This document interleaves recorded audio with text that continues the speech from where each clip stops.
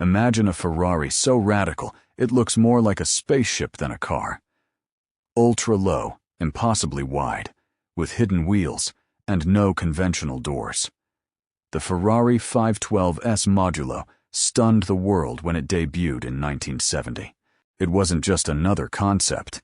It was a bold statement about the future of automotive design. Even today, it remains one of the most extreme and unforgettable cars ever created. The Modulo was designed by Paolo Martin at the legendary Pininfarina. The project began in the late 1960s, a time when designers were pushing boundaries with sharp lines and wedge-shaped forms. Martin took this philosophy to the extreme, creating a car that looked like a geometric sculpture rather than a traditional vehicle. The car made its official debut at the Geneva Motor Show 1970, where it instantly became the star of the show. Initially painted black, it was later finished in its iconic white color, emphasizing its futuristic shape. The Modulo went on to win numerous design awards and quickly earned a reputation as one of the most daring concept cars ever built. One of the most striking features of the Modulo was its body design. Instead of traditional doors, the entire canopy, including the windshield and roof, slid forward to allow access to the cabin. The wheels were almost completely covered by aerodynamic panels, giving the car a smooth, uninterrupted shape. At just 935 millimeters tall, it looked more like a land-bound rocket than a road car. Inside, the Modulo felt like a cockpit from a science fiction movie. The driver and passenger sat in a very low, reclined position, surrounded by unusual controls and instrumentation.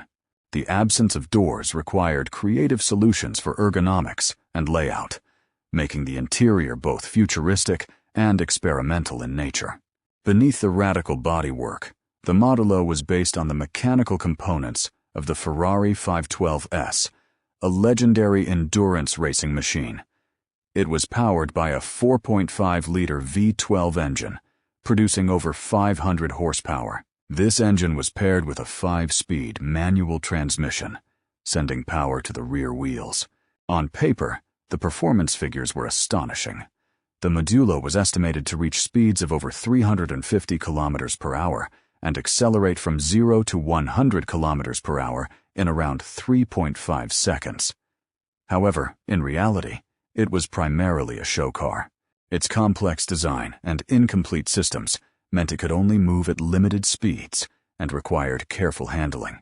Only one example of the Ferrari 512S Modulo was ever built, making it a true one-off masterpiece.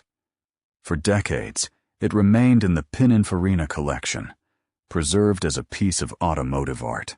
It was occasionally displayed at prestigious events and exhibitions around the world. In 2014, the car entered a new chapter when it was acquired by James Glickenhaus.